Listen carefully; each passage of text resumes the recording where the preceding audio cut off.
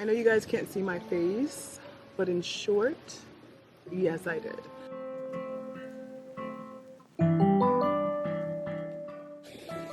And it didn't start out as my plan.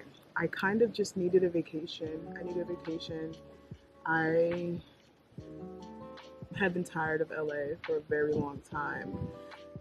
I've been living there for about 11 years, 12 years. It would have been 12 on August 10th, 2022. But I really needed a vacation after COVID and everything, after being cooped up in the house. I was just like, I need a vacation. And I decided to go to Dominican Republic and then Miami. And when I got back,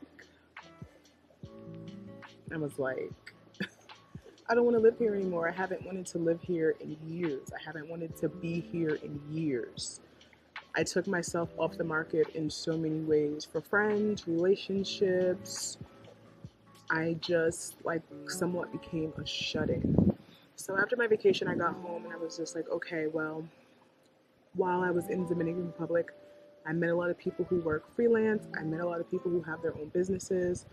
I met a lot of people who were working remotely. And for my job in LA, I never leave my house.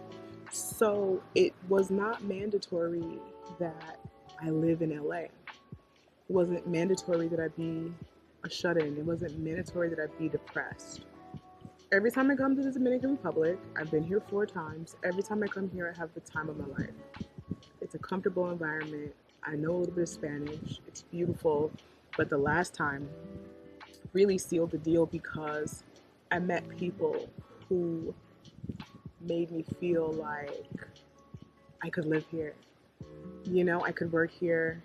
I could not only survive, but I could thrive. I could make friends. I could do cool things. I could live the life basically here that I originally thought that I would be living in LA. In my mind, moving to LA was like being in a beautiful environment that's always warm, beautiful, and sunny, being near beaches, doing fun things, making friends, going to parties, making money. And while a lot of that can be had in LA, it's definitely not, in my mind, what I wanted. LA is very, very expensive, and for what you pay, I just didn't enjoy my quality of life. Everybody that I know in LA is killing themselves to survive. Everybody that I know in LA is working. It's hard to make friends. It's hard to find anybody to date seriously. And then when you do meet people, because it's LA, because it's the culture, because there's Hollywood, because it is where fantasies are created, they're either fake or they just have a vibe that, they're just way more important than they are. Everybody you meet in LA, it, and not everybody. And let me not generalize because I've met cool people, I've met cool natives, I've met cool, transplants from other cities and states. But it comes back to everybody having to pretty much not even really have a life because it's so expensive. The beaches are far, and if you live near them, you're paying $1 million in rent and or mortgage. And I didn't want to own in LA. It didn't take me long. It didn't take me a long time to realize that LA just wasn't for me. As I began to, grow in my career as a content creator and began to meet people, influencers, go to events, just interact with media and marketing, public relations people, I was just like, this place is not for me. But I stayed for a very long time because I was doing well and I was making great money and I was able to pay my rent and everything like that and just live a life, get my car, drive around. The weather's great. But it was just like, I could have those things somewhere else. And that is when Dominican Republic entered the chat. It's a beautiful environment. It's always warm. You can live right on the beach, whether you own or rent, for a reasonable rate. Everything that you have in America, you have here in the Dominican Republic. And my last time coming here, it was just like, it sealed the deal for me. It's sealed the deal that at some point I definitely wanted to live here. I didn't realize how soon it would be. Like I told you, I met people and I was able to secure some work. And that was just a test because I have more than enough savings to live here without working for a while. But I wanted to know that I could grow my brand here and I would be able to continue what it is that I do. And I pretty much love what I do for work. I love my career. It was just LA that needed to go, And when I ended my last relationship, which has been officially a year, I said, there's nothing holding me here. There's nothing holding me here but comfort and familiarity. And I can survive and adapt anywhere. I've lived in a lot of different types of environments, around a lot of different types of people, different races, different languages, different cultures. And I said, if I'm going to be miserable anywhere, I would rather be miserable somewhere where it's warmer at night. I can enjoy the beach. I can get to the beach for a low price. I love the beach. I didn't want to invest any more money in LA or to any property owners because when you say you rent, people like to act so rich and so flashy, like their credit is just so great and they just got money and just, why don't you buy? Why don't you buy? Why don't you buy? I was like, oh, okay, yeah, I'll just buy a house in LA, no big deal. And then if I don't want to live there anymore, then I don't want to deal with all that. I didn't want to deal with all that. I'm a Cancer. I'm not into baggage, right? That's why I love being single. That's why I don't want to have kids. That's why I work the job that I work so I can get up, hop up, go do what I want to do. I have absolutely, positively no desire. I had no desire to create any kind of soul ties in LA, any kind of huge financial decisions. I didn't want to be made in LA. I do plan to purchase property here, like very soon. I've actually been looking around. I was actually considering the condo that I live in, but I don't want to live under anybody. So I'm so glad that I didn't pull the trigger on that. I just don't want to live under anybody. And yeah, so that's really it. I do live here now. In the beginning, it wasn't permanent. In the beginning, I was just like, okay, well, I'm going to have to tell you guys how everything unfolded. I was like, okay, well, I'm going to just get rid, because I had plans to not live in LA any longer, but I just planned to be in limbo and travel. So I was thinking about putting all my stuff in storage in LA, but I said, you know what? I will stay in Dominican Republic for a few months. It's been about 2 months now. I said, I'll stay here for a few months. I'll get rid of most of my stuff and then have the rest of my stuff shipped. I'll bring my very most important stuff on the plane and then I'll have my stuff shipped. And then when I'm ready to go somewhere else, I'll just ship it there.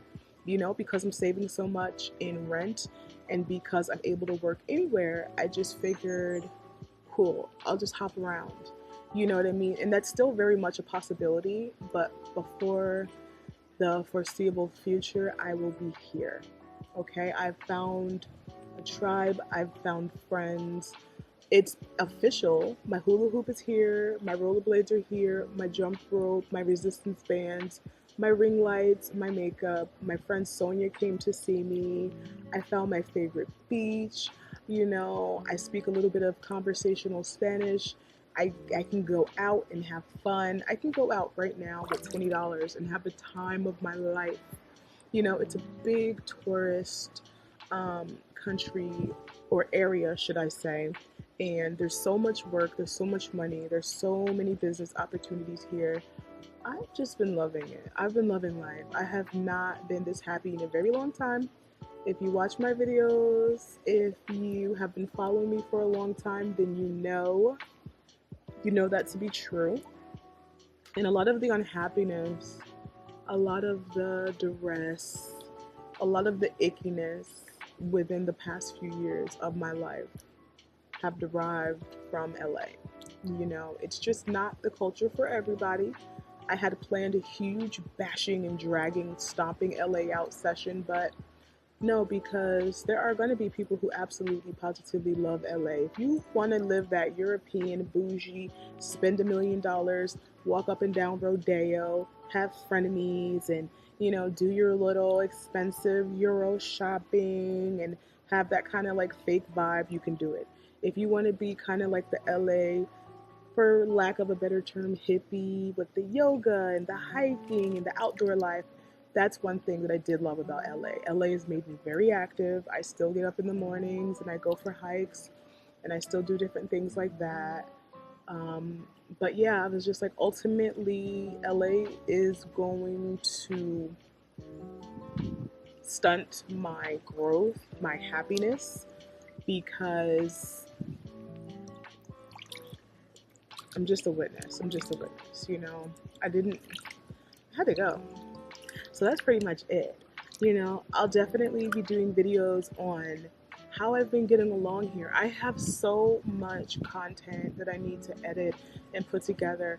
I've been going out to parties, I've been having fun, I've been working with people, I've been dabbling in real estate, I've been working as a videographer, I've been doing makeup. I have been like fulfilling and flourishing in each and every part of all the things I love, and even the things that I didn't know I love. Like, I will tell you that I do not like to go out. I'm not a party. I'm not a party girl, but it's like I'm going out now.